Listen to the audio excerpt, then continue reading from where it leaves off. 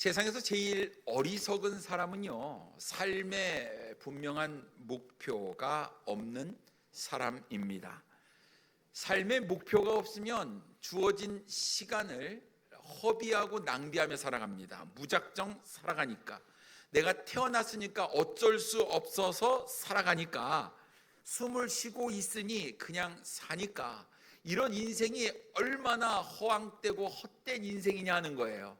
여러분, 우리의 인생은 정말 가치 있는 인생이어야만 합니다. 왜냐하면 하나님께서 우리를 창조하실 때 하나님의 형상으로 창조하셨고, 하나님께서 우리를 구원하실 때 자신의 아들 독생자 예수 그리스도의 고귀한 피로 우리를 구원해 주셨기 때문에 그렇습니다. 그래서 우리에게 주신 이 귀한 인생, 이 시간을 우리가 허비하고 낭비하는 것이 아니라 인생의 분명한 계획과 목표를 가지고 세워라 내워라, 시간이 얼마나 소중한지 모르고 낭비하는 그런 인생이 아니라 정말 가치 있고 주님께서 보실 때 참 잘했다, 이런 평가를 받는 우리의 인생이 되기를 소원합니다.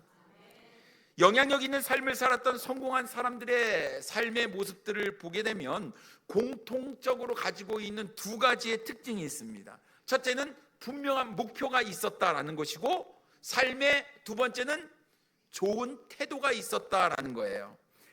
왜 성공을 했는가? 삶의 분명한 목표가 있었기 때문에, 그 목표를 위해서 계속해서 매진하고 정진했더니 그 목표를 이룰 수 있기 때문에 성공한 것 아니겠습니까? 그런데 이 성공한 사람들, 분명한 목표를 가진 그 성공한 사람들이 성공할 수 있었던 것은 목표를 이룰 수 있는 좋은 태도가 있었다라는 사실이죠. 그러니까 이 태도가 분명한 목표를 이룰 수 있게 만들었다라는 거예요. 분명한 목표를 가진 사람은요, 시간을 낭비하지 않습니다. 물질을 낭비하지 않습니다.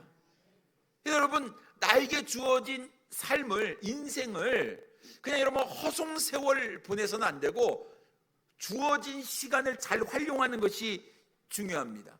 성경에서 영향력 있는 사람이라고 할 때 딱 떠오르는 사람이 여러분 몇 사람이 있을 거예요. 영향력 있는 사람. 아마 신약 성경에서 영향력 있는 사람이라고 생각을 하면 단연코 사도 바울이라고 이야기를 할 것입니다. 그렇습니다. 여러분, 사도 바울은요, 우리 신약 성경의 절반을 기록한 사람입니다. 그는 하나님의 부르심을 따라서 이방인의 사도로 자신의 삶을 드렸던 사람이었죠. 땅끝까지 복음을 전하라는 이 주님의 사명을 듣고 내가 그 사명을 이루기 위해서 세 차례나 선교 여행, 전도 여행을 떠났던 사람이 사도 바울이었습니다. 사도 바울이 자신의 모든 것들을 다 배설물로 해로 여기고 주님께서 부르신 그 부름의 상을 따라서 표대를 향해 열심히 노력했던 것은 분명한 자신의 삶의 목표가 있었기 때문에 그렇습니다. 그렇다고 한다면 사랑하는 성도 여러분, 우리가 정말 이 세상에 있으면서 주님께서 주신 이 시간, 나의 인생을 통해서 여러분 영향력 있는 삶을 살기를 원한다면 우리도 분명한 목표가 있어야 하고, 그 목표를 이루기 위한 좋은 태도를 우리는 가지고 있어야 될 줄 믿습니다. 여러분, 그래서 여러분 내가 주어진 시간에 최선을 다하는 거 중요해요. 여러분, 밥 먹을 시간엔 밥을 열심히 드셔야 돼. 그러면 우리가 예배하는 이 시간에는 우리가 뭐 해야 되겠습니까? 예배를 열심히 드려야 됩니다. 최선을 다해서 예배를 해요. 적극적으로 예배에 임해야 됩니다. 가만히 앉아서 멍 때리면 안 돼요. 딴 생각하거나 스마트폰 만지작거려서는 안 됩니다. 그 학교나 학원에 가보니까 그 수업 시간에 그걸 내더라고요. 핸드폰을 하지 못하게. 우리도 그런 거 한번 해볼까요? 아니, 지금 나이가 몇인데 하지 말라고 하면 다 안 해야지. 우린 그 정도는 되잖아요, 맞죠? 그 정도는 되죠. 뭐 내라, 해라, 하지 말아라, 그런다고 뭐 우리가 그런 얘기 따라서 할 그 정도의 짬밥은 아니지 않습니까?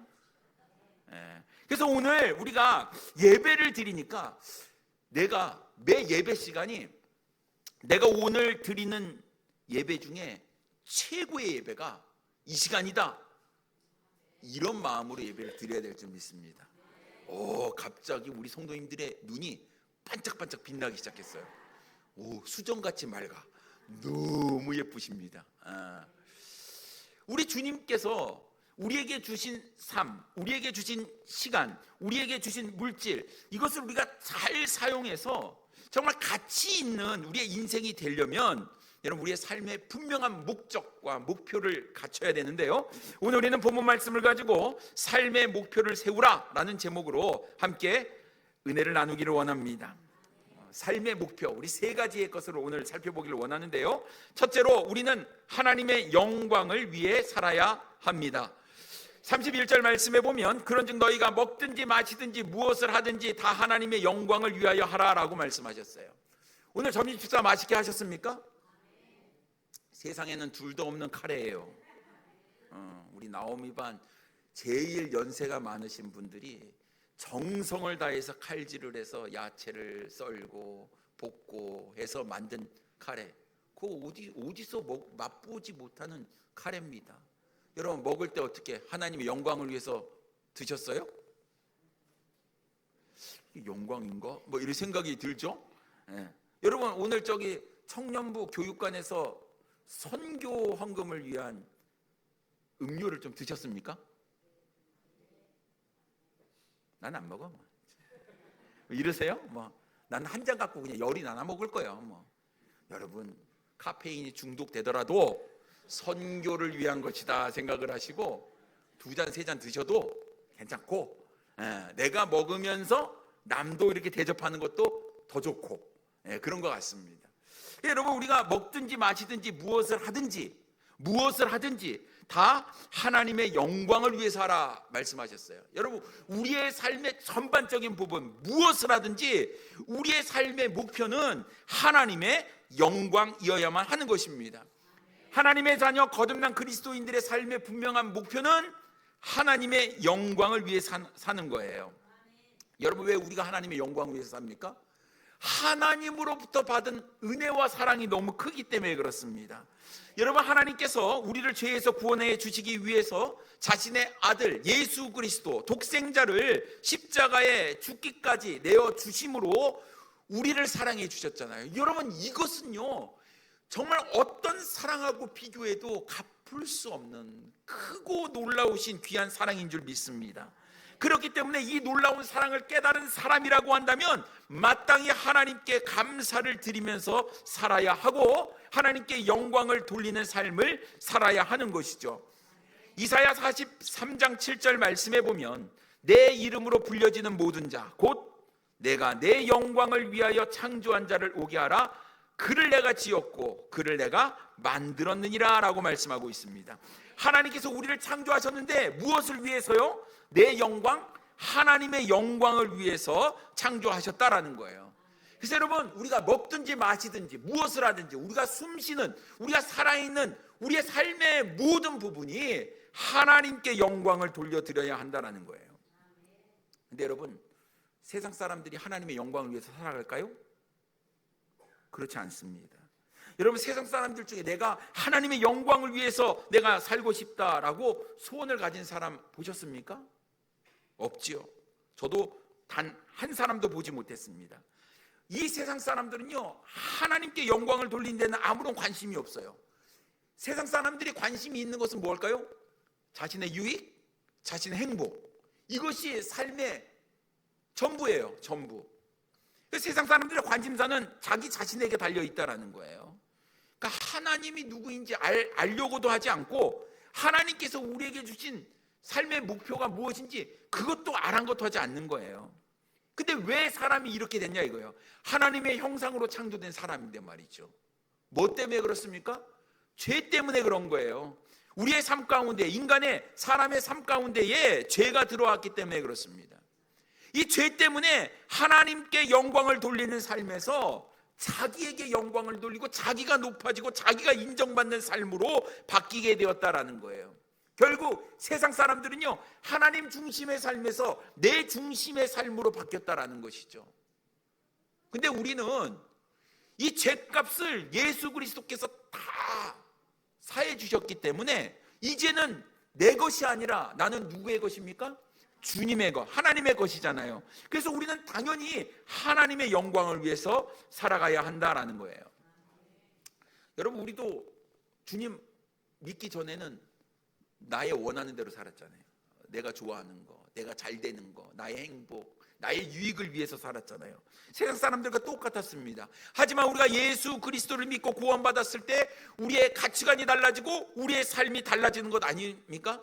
내가 전에는 내가 주인이었는데, 내가 왕이었는데, 이제는 내가 왕이 아니고 내가 주인이 아니에요. 우리 주님께서 내 삶의 주인이 되신다라는 것입니다. 그래서 우리의 삶은요, 더 이상 내 것이 아니기에 주님 것이기에 마땅히 주님을 위해서 주님께 영광을 돌리는 삶을 살아야 하는 것입니다. 근데 여러분, 우리 하나님께 영광을 돌리는 삶이라고 하니까 너무 막연하지 않습니까? 어떻게 해야지 하나님께 영광을 돌리지? 여러분, 이런 생각이 들지 않으세요? 그러니까 이게 먹는 게 하나님께 영광인가? 아무거나 드시지 마시고, 예? 드실 것만 드셔야 돼요. 알코올 이런 거 드시면 안 돼요. 예, 우리가 먹을 거, 영광이 될 것과 되지 않을 것, 우리가 해서는 될 것과 해서는 안 될 것, 이거 우리가 구분할 줄 아셔야 되죠. 맞죠? 우리가 짬밥이 이 정도 됐는데 그 정도는 우리가 분별해야 되는 것 아니겠습니까? 그런데 우리가 하나님께 영광을 돌린다라고 이야기하지만 하나님께 영광을 돌리는 삶이 어떤 삶인지 우리가 좀 너무나 막연한데, 저는 오늘 두 가지의 것을 말씀을 좀 드리기를 원합니다. 첫째는요, 하나님을 예배하는 예배자로서의 삶을 사는 거예요.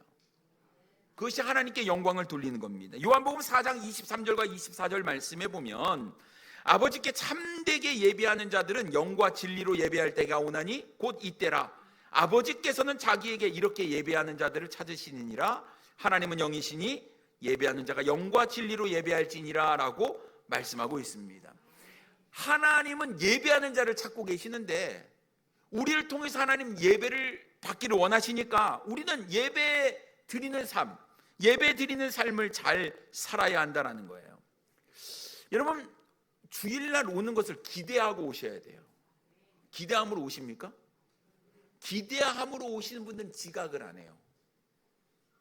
지각을 안 해. 지각하면 수상한 거예요. 저는 기대감이 있어서 지각합니다. 이 말이 안 되잖아요. 맞죠? 기대감이 있으면 잠을 설쳐요. 제가요, 어렸을 때 교회 수양회만 가면 막 일주일 전부터 잠이 안 와요. 막 기대가 되고 설렘이 있고 막 그래요. 막상 가면 때학볕에 얼마나 더운지요. 막 모래 씹힌 밥 먹고 그러는데 그 뭐가 좋아? 좋아요. 근데 좋아요. 그리고 그 선발대가 있었거든요. 선발대. 그 선발대 가고 그 오전 예배 끝나고 봉고차에다가 막 큰 텐트부터 싣고 막 가요. 그 때학볕 때 그 큰 텐트 치고 성도님들 텐트를 다 치고 쉴 시간이 없어요. 뭐 밥도 못 먹어. 그래서 코펠에 붙여갖고 그 라면 끓여 먹고 막 그랬거든요. 근데 선발대 가겠다고, 누가 가냐 그럼 제가 가겠다고 막 했던 적이 있어요. 그렇게 고생하는 자리를 사모하는 마음이 있으니까요, 설렘이 있고, 설렘과 기대가 있으니까 잠이 안 오고. 지각이 뭐예요? 지각이 오지 말라고 하는데 오는 거예요. 수양에 떠나는 날 뭐 8시까지 와라, 6시에 오고 그래요. 문도 안 열렸는데 예배당, 그래서 문 앞에 서가 있고 막 이런 일들이 왜 벌어집니까? 뭐가 있어서? 기대하는 마음, 설레는 마음이 있어서. 여러분, 우리 하나님을 만나고 하나님을 예배하는데 여러분, 이런 설레는 마음이 우리 마음 가운데 있느냐 하는 거예요. 주님께서도 기대감이 있는 거예요. 예배하는 자들을 찾고 계시기 때문에 오늘 이 시간에 우리 독산동 사랑하는 우리 성도님들, 오늘 예배당에 와서 함께 예배를 드리는 모습을 우리 주님께서 기쁘게 여기신다는 거예요. 그럼 우리도 기쁜 마음으로 와갖고 주님을 맞이하고 주님께 영광을 돌리는 삶을 살아야 되는데, 우리 주님께서는 너무 기쁜 마음으로 우리를 보고 있는데 우리는 생뚱하고 그러면 되겠습니까? 안 되잖아요. 준비된 마음, 기대하는 마음으로 우리가 하나님을 예배하는, 감격스러운 예배를 우리가 드려야 될 줄 믿습니다. 여러분, 예배는 아무나 드릴 수 있는 게 아니에요. 예배는요, 거듭난 그리스도인, 하나님의 놀라운 은혜를 받아 하나님의 자녀만이 드릴 수 있는 우리만의 특권입니다.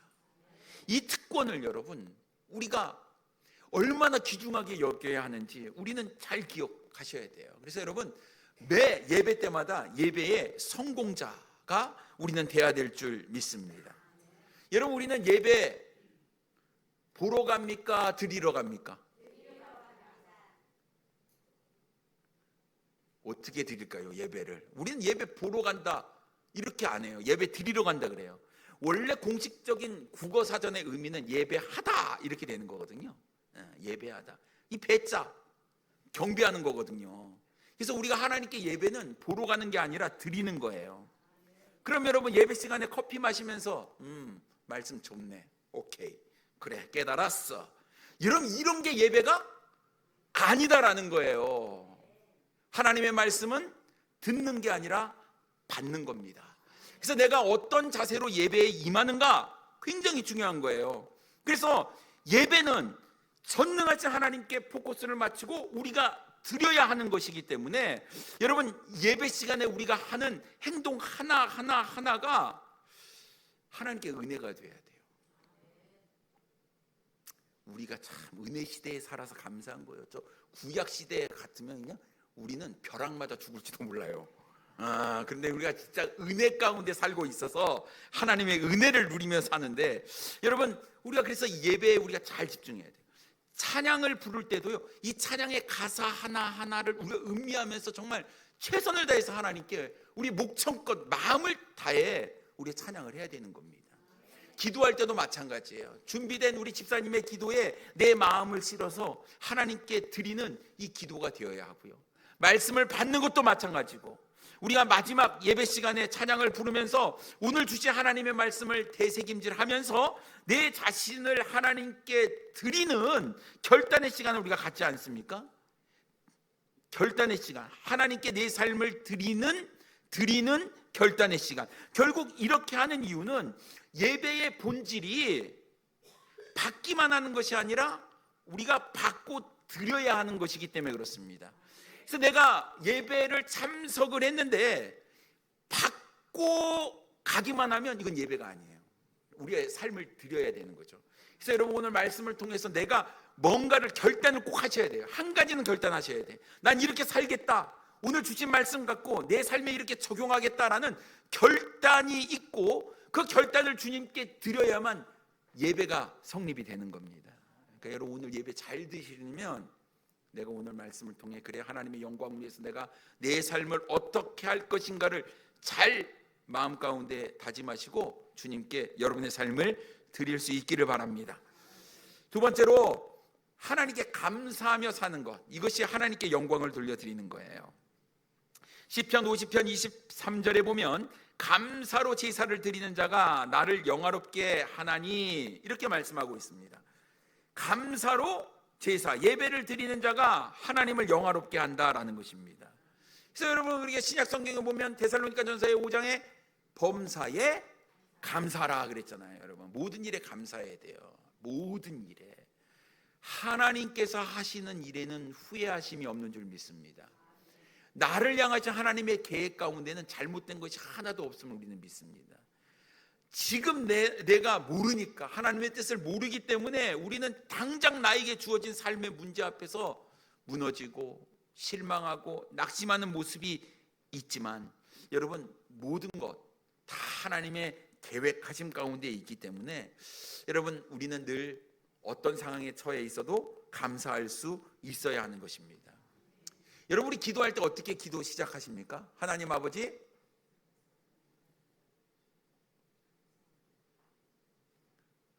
그 다음에 없죠. 하나님 아버지 감사합니다 우리 하잖아요. 감사합니다. 예. 근데 뭘 감사해요? 일단 저질러 보고 보는 거죠. 하나님 감사합니다. 그러면 뭘 감사했는지 그 다음에 얘기를 하셔야지. 그래야지 맞는 거 아니겠습니까? 뭐 건강을 주셔서 감사하고, 뭐 해서 감사하고, 뭐 이래서 감사하고, 저래서 감사하고, 이렇게 아니하실지라도 감사하고, 이런 감사의 얘기가 나와야 되는데, 우리 하나님 감사합니다 해놓고 그 다음부터 내 필요한 것만 막 얘기하시잖아요.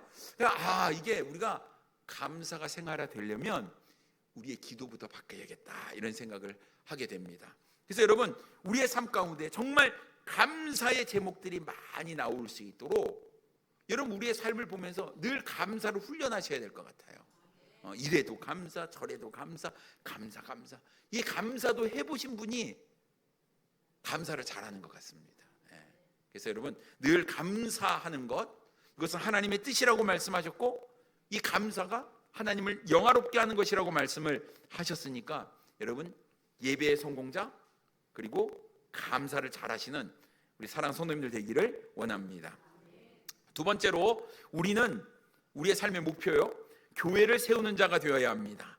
32절 말씀에 보면 유대인에게나 헬라인에게나 하나님의 교회나 거치는 자가 되지 말고 라고 말씀하고 있습니다. 거치는 자, 방해하는 자, 무너뜨리는 자가 되어서는 안 된다라고 말씀하고 있어요.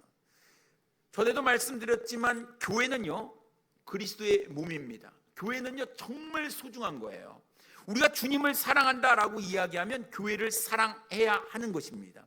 교회는 예수 그리스도의 핏값을 지불하고 사셨기 때문에 그렇습니다. 사도행전 20장 28절 말씀에 보면 여러분은 자기를 위하여 또는 온 양떼를 위하여 삼가라. 성령이 그들 가운데 여러분을 감독자로 삼고 하나님이 자기 피로 사신 교회를 보살피게 하셨느니라 말씀하고 있습니다. 자기 피로 사신 교회. 여러분, 우리 교회가 정말 귀하고 소중한 교회예요. 주님의 핏값을 주고 산 교회. 50년 동안 하나님께서 우리에게 은혜를 베풀어 주신 것 아니겠습니까? 우리 교회 지금 사진첩, 화보집을 지금 준비하고 있습니다. 너무 설레발 칠 것 같아서 여기까지만 얘기하겠습니다. 기대하시라 말씀을 좀 드리고 싶은데요. 여러 집사님들 수고하고 우리 사역자들과 함께 지금 밤을 새워 만들고 있는데 아주 멋진 화보집이 나오지 않을까 싶습니다. 50년의 역사가 담겨져 있어요. 참 함께했던 귀한 분들, 주님을 사랑하시다가 돌아가신 분들도 계시고 또 함께 하신 분들도 계시고 이런저런 또 행사들의 모습들을 보면서 참 하나님께서 우리 교회를 지금까지 너무나 사랑해 주셨다 하는 것들을 깨닫게 됩니다. 여러분, 교회가 정말 소중합니다. 교회에 거치는 자가 되어서는 안 되고 우리는 교회를 세우는 자가 되어야 하는 것입니다. 하나님께서 가장 중요하게 여기는 것을 우리도 중요하게 여겨야 합니다. 하나님께서 교회를 사랑하셨다고 한다면 우리도 당연히 교회를 사랑해야 하는 것이고, 오늘 본문 말씀처럼 하나님의 교회에 거치는 자가 되어서는 안 되고 교회를 잘 세우는 자가 되어야 하는 것입니다. 사도 바울이요, 하나님의 교회를 향해 핍박하고 박해했던 사람이었어요. 거치는 자였죠. 하지만 예수 그리스도를 만나서 구원을 받고 나서 자신이 주님의 몸된 교회 핍박한 것이 너무나 부끄럽고 창피하고 몸둘 바를 모르고 죄송했지요. 그래서 사도 바울이 구원받은 다음 자신이 해야 될 일이 뭐였냐면 복음을 전해서 교회를 세우는 일이었어요. 그래서 여러분, 성경에 기록된 수많은 서신서들 보면 골로새, 에베소, 빌립보 이런 지역들에게 보내는 편지 가운데 누가 그 교회를 세웠을까요? 데살로니가.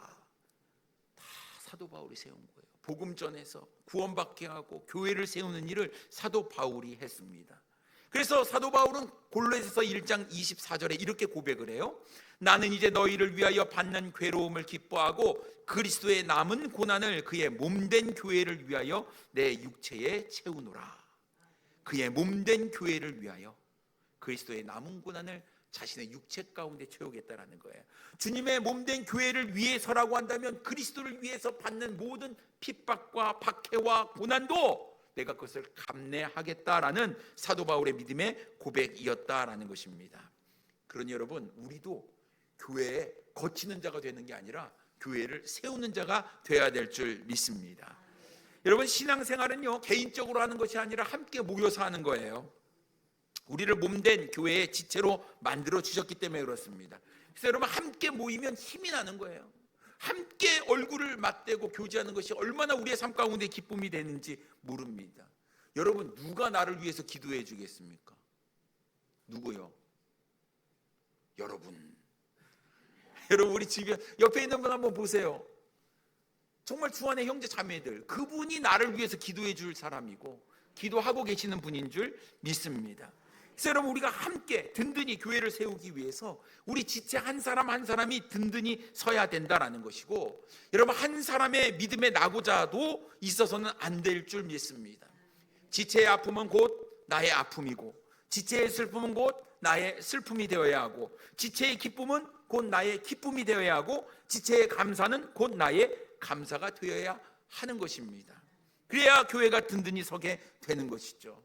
여러분, 어찌하든지 우리가 주의 몸된 교회를 든든히 세우는데 힘쓰는 우리 사랑하는 성도님들 되기를 원합니다. 세 번째로, 우리는 영혼을 구원하는 일에 힘써야 합니다. 이것이 우리의 삶의 목표가 되어야 되는데요, 33절 말씀에 보면 나와 같이 모든 일에 모든 사람을 기쁘게 하여 자신의 유익을 구하지 아니하고 많은 사람의 유익을 구하여 그들로 구원을 받게 하라라고 말씀하고 있습니다. 여러분, 우리가 하나님께 예배를 드리고 또 우리가 교제를 나누고 교회를 세우면서 중요하게 생각해야 될 것이 뭐냐면 잃어버린 영혼에 대한 마음이에요. 여러분, 우리 주님께서 마지막 자신의 삶의 마지막 유언과 같은 말씀, 그 말씀은 영혼을 구원하라, 구령하라는 것에 있었다라는 사실입니다. 그래서 여러분, 우리가 좋은 예배를 드리고 좋은 교제를 나누었다고 할지라도 여러분, 우리가 영혼의 구원에 관심을 갖지 않는다고 한다면 하나님은 기뻐하시지 않는다라는 거예요.